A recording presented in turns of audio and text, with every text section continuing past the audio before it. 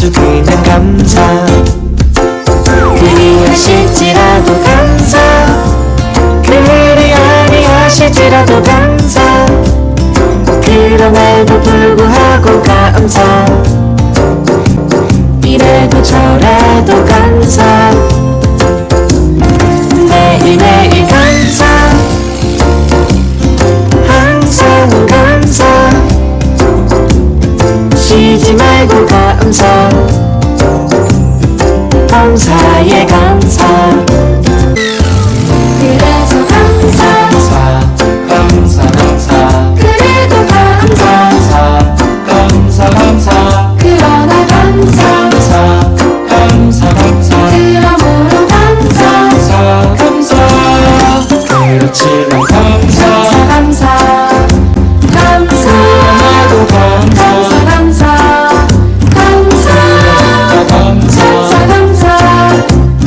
아주 그냥 감사. 그리 하실지라도 감사. 그리 아니하실지라도 감사. 그럼에도 불구하고 감사. 이래도 저래도 감사. 매일매일 감사. 항상 감사. 쉬지 말고 감사. 감사에 감사. 감사에 감사. 감사에 감사. 감사합니다. 2022년 6월 8일 사랑하는 주님의 자녀들에게 주시는 말씀은 이스라엘이 되어 돌아오다입니다. 성경 말씀은 창세기 32장 27절에서 29절 말씀입니다. 그 사람이 그에게 이르되 내 이름이 무엇이냐? 그가 이르되 야곱이니이다. 그가 이르되 내 이름을 다시는 야곱이라 부를 것이 아니요 이스라엘이라 부를 것이니 이는 내가 하나님과 및 사람들과 겨루어 이겼음이니라. 야곱이 청하여 이르되 당신의 이름을 알려주소서. 그 사람이 이르되 어찌하여 내 이름을 묻느냐 하고 거기서 야곱에게 축복한지라. 창세기 32장 27절에서 29절 말씀입니다. 창세기 32장은 하나의 분기점이라 할 수 있습니다. 왜냐하면 야곱으로 떠났다가 이스라엘이 되어 돌아오기 때문입니다. 창세기 32장을 해석하는 열쇠는 세 가지 관계를 파악하는 일입니다. 우리의 인생은 관계 속에서 살아갑니다. 야곱과 하나님의 군대와의 관계, 야곱과 형 에서와의 관계, 야곱과 씨름하는 하나님과의 관계입니다. 이 세 가지 관계 중에서 중심적인 관계는 마땅히 야곱과 하나님과의 관계입니다. 그러므로 창세기 32장은 하란에서 돌아오는 야곱에게 씨름을 걸어오신 하나님이 베풀고자 하는 복이 무엇일까요? 야곱은 에서와의 관계를 놓고 몹시 고민하고 있었습니다. 그것은 하나님과의 관계가 무엇으로 연결되어 있는가? 즉 하나님이 야곱에게 세워주신 주권적인 언약을 붙들고 있다면 두려워하지 않습니다. 첫 번째로 하나님의 군대입니다. 창세기 32장 1절 말씀에 야곱이 길을 가는데 하나님의 사자들이 그를 만난지라 합니다. 그렇다면 하나님의 사자는 누구이며 이 시점에 야곱을 만나기 위해서 나타난 그들의 임무는 무엇일까요? 출애굽 당시 고생해서 요단을 건너온 이스라엘 백성들이 대면하게 된 것은 난공불락의 여리고성입니다. 여호수아가 여리고에 가까이 갔을 때에 눈을 들어서 보니 어떤 사람이 칼을 빼들고 자기 앞에 서 있습니다. 여호수아가 그에게 다가가서 물었습니다. 너는 우리 편이냐 우리의 원수 편이냐 하는 장면이 있습니다. 그가 대답하였습니다. 아니다. 나는 여호와의 군사령관으로 여기 왔다. 그러자 여호사는 얼굴을 땅에 대고 절을 한 다음 그에게 물었습니다. 사령관님께서 이 부하에게 무슨 말씀을 하시렵니까? 여호와의 군대 사령관이 여호수아에게 말하였습니다. 내가 서 있는 곳은 거룩한 곳이니 너의 발에서 신을 벗어라. 여호와의 군대 장관이 등장한 것입니다. 야곱이 그들을 볼 때에 이르기를 이는 하나님의 군대라 하고 그 땅 이름을 마하나임이라 하였더라. 조상의 땅으로 돌아가라 명령하신 하나님은 메시아 언약의 계승자를 보호하고 호위할 하나님의 군대를 보내주신 것입니다. 이 점을 신약 성경은 해설해 주기를 천사들은 모두 구원의 상속자가 될 사람들을 섬기도록 보내심을 받은 영들이라고 말씀합니다. 두 번째로 기도하면서도 두려워하였습니다. 창세기 32장 3절 말씀에 야곱이 세일 땅 에돔들에 있는 형 에스에게로 자기보다 앞서 사자들을 보내며 그들에게 명령하여 이르되 너희는 내 주 에스에게 이같이 말하라. 주의 종 야곱이 이같이 말하기를 내가 라반과 함께 거류하며 지금까지 머물러 있었사오며 내게 소와 나귀와 양떼와 노비가 있으므로 사람을 보내어 내 주께 알리고 내 주께 은혜 받기를 원하나이다 하라 하였더니 앞서 연락병을 보냅니다. 그런데 되돌아온 소식은 사자들이 야곱에게 돌아와 이르되 우리가 주인의 형 에스에게 이른즉 그가 400명을 거느리고 주인을 만나려고 오더이다. 400명을 거느리고 마주오는 에서의 본심이 무엇일까요? 대적하려는 것일까요? 환영하려는 것일까요? 이 절체절명의 위기를 맞은 언약의 상속자를 하나님은 어떻게 보호해 주실까요?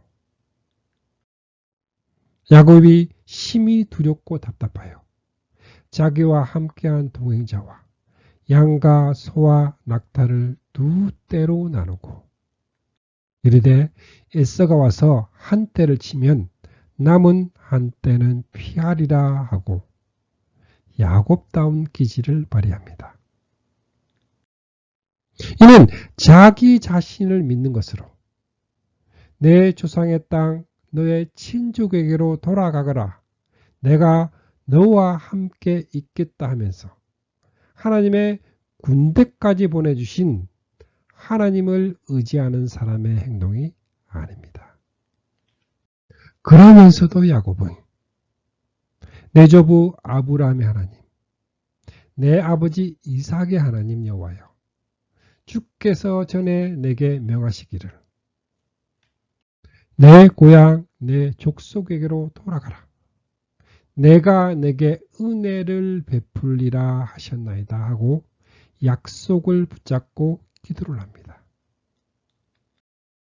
나는 주께서 주의 종에게 베푸신 모든 은총과 모든 진실하심을 조금도 감당할 수 없사오나 내가 내 지팡이만 가지고 이 요단을 건넜더니 지금은 두 때나 이루었나이다 하면서 핵심적인 간구는 11절 말씀에 내가 주께 간구하오니 내 형의 손에서 에스의 손에서 나를 건져내시옵소서. 내가 그를 두려워함은 그가 와서 나와 내 처자들을 칠까 겁이 나기 때문이다 합니다. 간구하는 근거를 주께서 말씀하시기를 내가 반드시 내게 은혜를 베풀어 내 시로 바다에 셀 수 없는 모래와 같이 많게 하리라 하셨나이다 하고 베델에서 세워주신 언약의 근거에서 간구하고 있습니다. 이는 바른 기도입니다. 그런데 문제는 언약을 붙잡고 기도를 하면서도 믿고 의지하지를 않고 있습니다. 시편 37편에서는 여호와만 의지하고 여호와께 맡기라. 여호와를 바라보고 애타게 찾으라 하십니다. 창세기 32장 13절에서 20절은 형을 설득하기 위한 야곱의 계략으로 얼마나 머리를 굴리고 있는가를 보십시오. 그 핵심은 20절에 또 너희는 말하기를 주의 종 야곱이 우리 뒤에 있다 하라 하니 이는 야곱이 말하기를 내가 내 앞에 보내는 뇌물로 형의 감정을 푼 후에 대면하면 형이 혹시 나를 받아주리라. 예물로 물질로 해결하라고 합니다. 그 예물은 그의 앞서 보내고 그는 무리 가운데서 밤을 지내다가 밤에 일어나 두 아내와 두 여종과 11아들을 인도하여 압봉나루를 건널세 그들을 인도하여 시내를 건너가게 하며 그의 소유도 건너가게 하고 과연 이후의 사건은 어떻게 전개가 될까요? 야곱은 에서의 400명 군대 앞에 멸망을 당할까요? 야곱의 모든 것을 지켜보시는 하나님의 마음은 어떨까요? 세 번째로 이스라엘의 축복입니다. 창세기 32장 24절 말씀에 야곱은 홀로 남았더니 어떤 사람이 날이 새도록 야곱과 씨름하다가 합니다. 여기에서 우리가 알아야 하는 것은 야곱 편에서 씨름을 건 것이 아닙니다. 하나님 편에서 먼저 씨름을 걸어왔습니다. 이것은 씨름의 목적이 야곱에게 있는 것이 아니라 하나님께 있음을 의미합니다. 그렇다면 하나님은 왜 이 시점에 씨름을 걸어오셨을까요? 교훈적인 면에서는 하나님은 야곱에게 자기를 의뢰하지 말고 죽은 자를 살리시는 하나님만 의지하게 하는 훈련을 시키고 계십니다. 지금까지 야곱의 삶은 사람과의 씨름의 연속이었습니다. 그의 고달픈 씨름은 모태에서부터 시작되었습니다. 그 후에 계속되는 에서와의 씨름, 아버지 이삭과의 씨름, 외삼촌 라반과 20년간이나 씨름을 하다가 돌아오는 야곱입니다. 그때마다 자신의 수단과 방법과 능력을 의존하고 있던 야곱입니다. 이런 야곱이 하란에서의 20년 훈련을 마치고 약속의 땅 가나안으로 돌아오는 중입니다. 이제 야곱은 에서와 한판 씨름을 벌이려고 만반의 준비 대세를 갖추고 있는 중입니다. 두 아내도 건넜고 두 여종도 건네고 11아들도 건너고 그 종도 건너고 그렇다면 이제 야곱에게 남은 것이 무엇일까요? 야곱은 홀로 남았더니 합니다. 20년 동안 뒤돌아볼 여지도 없이 그토록 몸부림치며 붙들고 집착하고 씨름하던 모든 것을 건너보내고 야곱은 적나라한 모습으로 홀로 남아있습니다. 때는 적막한 바. 그곳은 무심히 흐르는 야복 강변입니다. 하나님이 야곱을 대면하기에 이보다 더 좋은 기회가 없을 것입니다. 그런 상황에서 어떤 사람이 씨름을 걸어온 것입니다. 야곱이 도착한 야복나루는 요단강의 지류로서 가나안과의 접경지대입니다. 야곱으로 떠났다가 야곱으로 돌아오게 된다면 20년의 세월이 무의미하게 됩니다. 하나님은 지금 구속사의 수레바퀴를 전진시키려는 것입니다. 25절 말씀에 자기가 야곱을 이기지 못함을 보고 그가 야곱의 허벅지 관절을 치매 야곱의 허벅지 관절이 그 사람과 씨름할 때에 어긋났더라.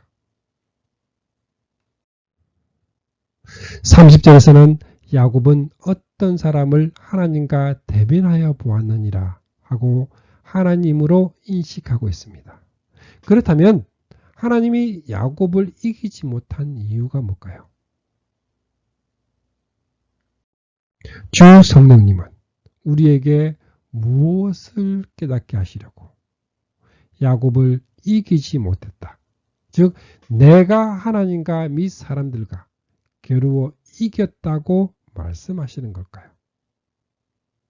이 장면 모태로부터 오늘에 이르기까지 한번 붙잡으며 놓지 않는 야곱의 집착이 얼마나 강하였는가를 보여주고 있습니다. 교회 안에도 하나님이 이기지 못하는 사람들이 많이 있습니다. 하나님 앞에서 자존심을 내세우고 목에 힘을 주며 고집을 부리며 교만한 자들은 아직까지 하나님이 이기지 못한 자들입니다. 깨어지지 않고 부서지지 않고 항복하지 않는 사람들입니다. 이제까지의 야곱의 삶이 그랬습니다. 자기의 수단과 방법과 깨를 의지하고 하나님 앞에 완전히 항복하지 아니한 야곱. 하나님께서는 그 야곱의 한도뼈를 치셨습니다. 하나님께서 치신 허벅지 관절, 한도뼈, 이것이 무엇일까요?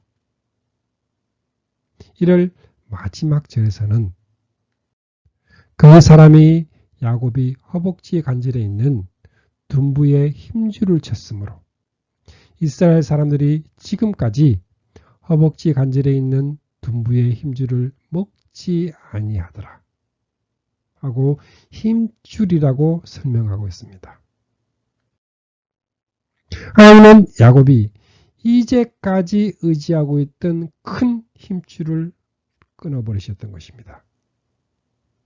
20년이 지나도록 아직까지 포기하지 않은 채 믿고 의지하고 있던 큰 힘줄, 그것을 치셨다는 말씀입니다. 한도뼈가 다치게 되자 야곱은 비로소 매달립니다.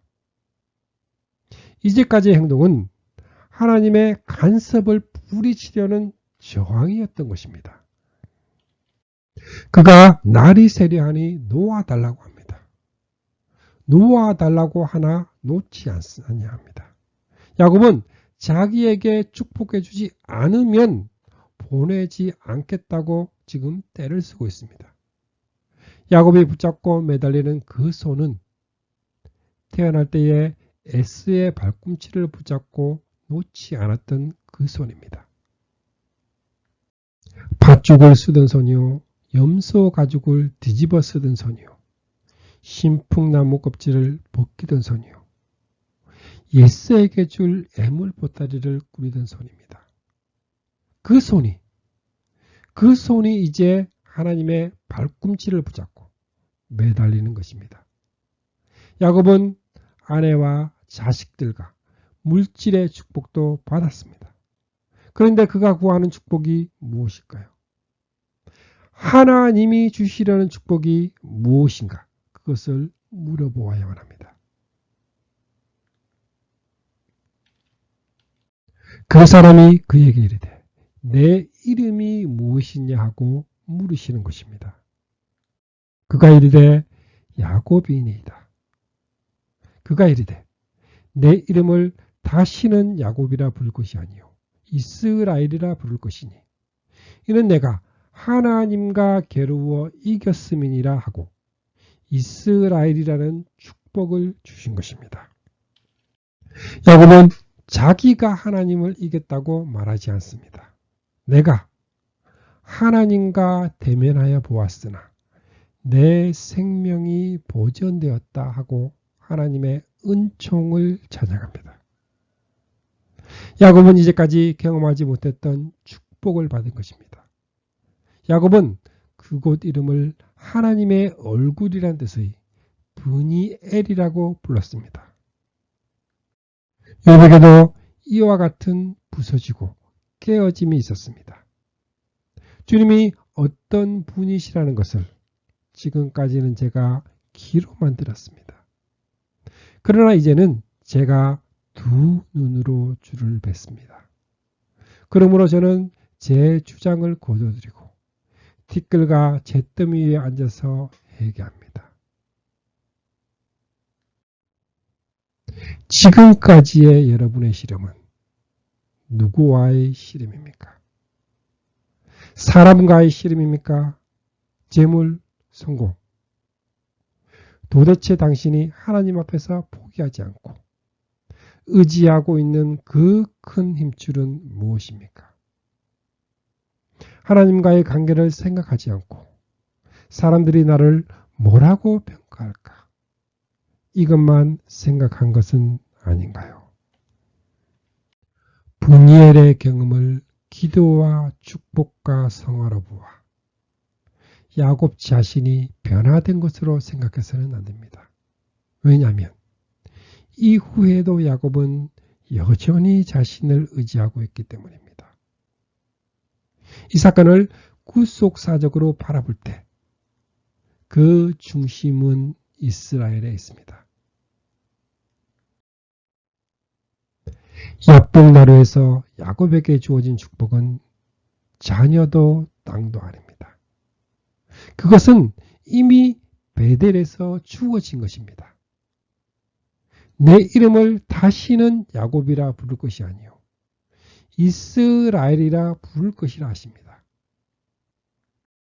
이스라엘, 이것이 씨름을 통해서 야곱에게 주고자 예비하신 축복입니다. 야곱이 이스라엘이 된 것은 야곱의 성품이 변한 것도 이겼기 때문도 아닙니다. 하나님이 야곱을 이스라엘이 되게 하시겠다는 주권적인 은혜임, 주권적인 은혜임을 명심해야만 합니다. 32절 말씀에 이스라엘 사람들이 지금까지 허벅지에 간절해 있는 둔부의 힘줄을 먹지 아니하더라. 당장 그 현장에서부터 야곱의 자녀들은 이스라엘 사람이 되었습니다. 그 후손들은 선민 이스라엘 민족이 되었던 것입니다. 이 말에 실려있는 엄청난 의미를 인식해야만 합니다. 시편에서는 그는 그의 언약, 곧 천대에 걸쳐 명령하신 말씀을 영원히 기억하셨으니 이것은 아브라함과 맺은 언약이고 이삭에게 하신 맹세이며 야곱에게 세우신 율례, 곧 이스라엘에게 하신 영원한 언약이라 하고 야곱이라 부르다가 곧 이스라엘에게 하신 영원한 언약이라고 고쳐 부르고 있습니다. 이때부터 야곱의 자손이 이스라엘이 된 것입니다. 하나님은 야곱에게 이스라엘이라는 축복을 주심으로 아담을 인류의 조상으로, 아브라함을 믿음의 조상으로 세워주시듯 야곱을 이스라엘 민족의 조상으로 세워주신 것이 브니엘의 축복입니다. 만일 이 축복이 야곱에게 주어지지 않았다면 12아들 중에서 한 아들만이 언약의 계승자가 되고 나머지 아들들은 버려질 수밖에 없었을 것입니다. 아브라함에게도 이상만이 언약의 씨가 될 수 있었고 이삭에게도 쌍둥이 아들임에도 야곱만이 약속의 자녀가 되고 에서는 버림받은 것을 생각해 보시기 바랍니다. 야곱은 지금 가나안에 입성하려 하고 있습니다. 하나님은 이 시점에서 야곱을 이스라엘로 축복하시고 한 가문에서 민족으로 번성하게 하십니다. 그리고 선민 이스라엘이 되게 하시려는 준비를 하고 계십니다. 그리하여 야곱의 12아들은 12지파의 족장이 되는 축복을 받습니다. 이스라엘 민족의 발상지가 바로 브니엘입니다. 사랑하는 주님의 자녀, 주감사교회 성도님들 모두 이스라엘이라는 축복을 받는 야곱처럼 축복받는 주님의 자녀들이 되시기를 축복합니다. 아멘.